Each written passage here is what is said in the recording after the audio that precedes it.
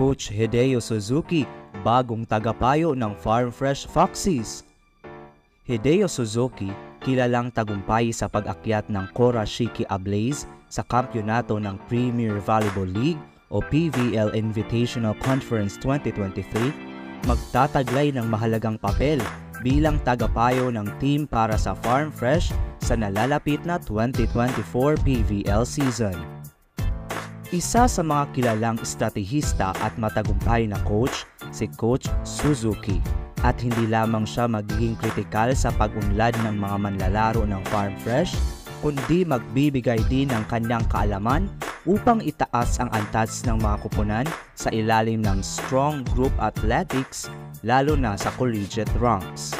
Bukod dito, makikipagtulungan siya kay Coach Jerry Yee upang magtagumpay ang Farm Fresh sa PVL.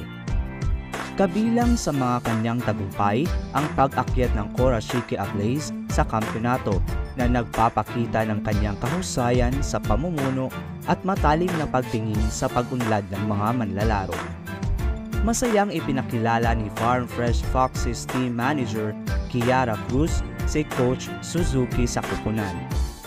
Masayang-masaya kami sa pagdating ni Coach Hideo Suzuki bilang tagapayo ng Farm Fresh.